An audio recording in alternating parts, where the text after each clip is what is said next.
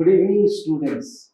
I am proud and happy to share with all of you that our student Vaibhav Jindal secured 253 rank in this year civil service examination. Welcome, Vaibhav. Thank you, sir. Vaibhav, so when you came to know about your result, how you felt? So for me, sir, it was a mixed reaction because after all that effort I put, or after my performance in test series, I was hoping that I will get somewhere in top 50. But as everyone know, UPSC काफी unpredictable exam है. यहाँ हर चीज यहाँ पे control में नहीं होती. And फिर जैसे मुझे पता चला कि कई सारे मेरे फ्रेंड्स का नाम लिस्ट में नहीं आया, मैंने अपनी फैमिली की खुशी देखी, तो एट लास्ट अब काफी खुशी हो रही है. काफी फैमिली वाले काफी प्राउड फील कर रहे हैं. जब आपके आसपास लोग काफी खुश होते हैं तो उससे एक अंदर से खुद ही खुशी आ जाती है.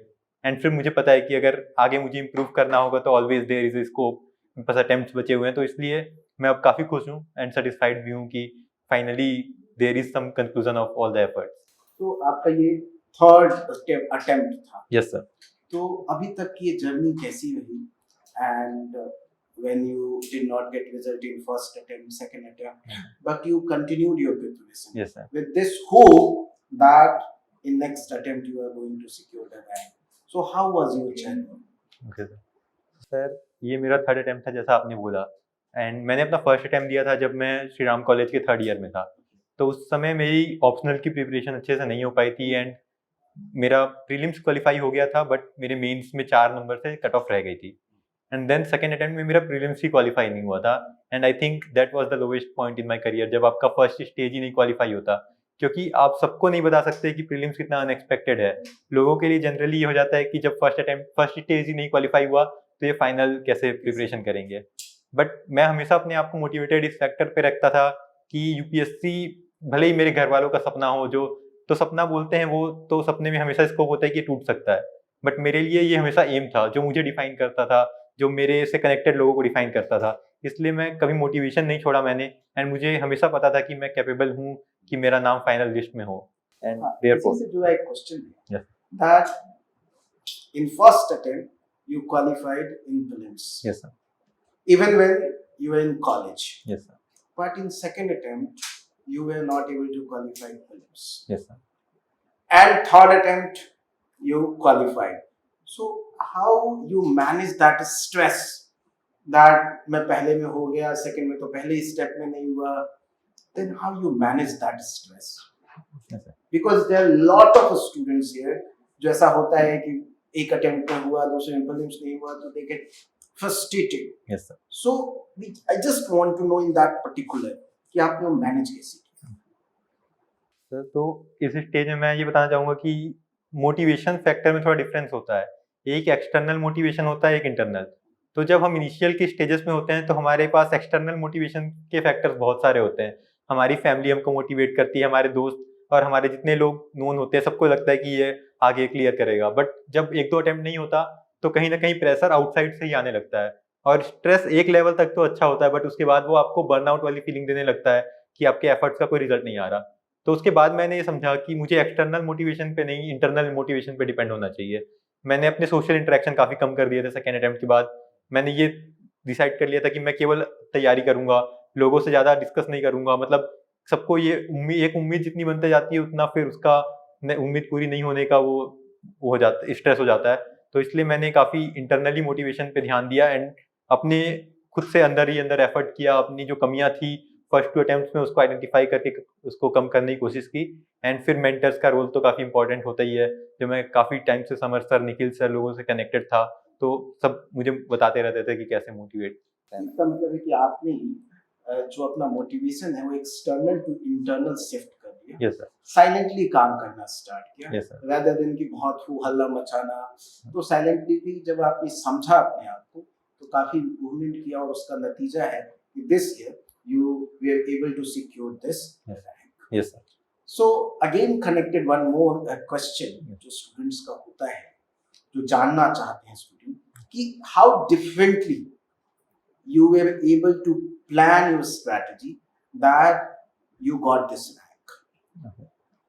तो सर जब मुझे मेरे यहाँ सेकेंड अटेम्प्ट में प्रीलिम्स नहीं हुआ तब मैंने ये समझा कि यूपीएससी का एक बहुत बड़ा आर्ट ये है कि आप बैलेंस कैसे करते हैं सारे स्टेजेस को। आपको प्रीलिम्स, मेंस, इंटरव्यू सब में अलग अलग भी रिक्वायरमेंट होती है, सबकी कॉमन रिक्वायरमेंट भी होती है, एंड ये जो जितना अच्छा बैलेंस करेगा उसका उतना अच्छा परफॉर्मेंस होता है। तो मैंने सेकेंड अटेम्प्ट के बाद प्रीलिम्स में काफ़ी ध्यान देना स्टार्ट किया। पहले तो मैंने ये समझा कि केवल प्रिपरेशन ही एंड नहीं है, आपको मॉक टेस्ट जितने ज़्यादा से ज़्यादा हो सके प्रीलिम्स के वो देने चाहिए। उससे कॉन्फिडेंस आता है, उससे गैस करने का भी एक एक इन्फॉर्म्ड गैस करने की एबिलिटी आती है, जो हमेशा हमें प्रीलिम्स में करना होता है, क्योंकि काफ़ी क्वेश्चन हमेशा हमारे अंडरस्टैंडिंग से बाहर के होते हैं वहाँ पे। तो इससे मुझे लगता है कि इससे मेरे प्रीलिम्स की परफॉर्मेंस में इंप्रूवमेंट हुई एंड मैंने प्रीलिम्स क्लियर किया। फिर उसके बाद मेंस के लिए मैंने टेस्ट सीरीज पे काफ़ी ज़्यादा ध्यान दिया। मैंने काफ़ी टेस्ट सीरीज लगाए, मैंने काफ़ी ट्राई किया कि सारे क्वेश्चन मैं टाइम के अंदर अटेम्प्ट करूँ। मैंने इनोवेशंस लाने की कोशिश की, एग्जाम्पल करंट अफेयर से कनेक्ट करने की कोशिश की, एंड मैंने कुछ पेपर को अपना स्ट्रॉन्ग पॉइंट बनाने की कोशिश की, जैसे GS3 और एथिक्स।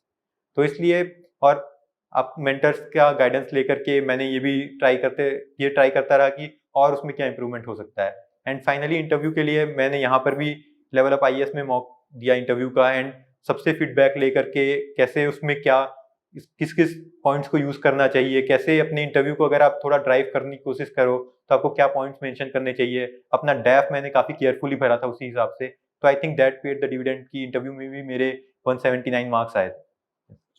एक क्वेश्चन है कि आप जब कॉलेज के लास्ट ईयर से तभी आपने प्रिपरेशन स्टार्ट करी, यस आपको क्या लगता है कि जितनी जल्दी प्रिपरेशन हो सके उतना जल्दी स्टार्ट करें तो उससे उनकी प्रिपरेशन में हेल्प मिलती है?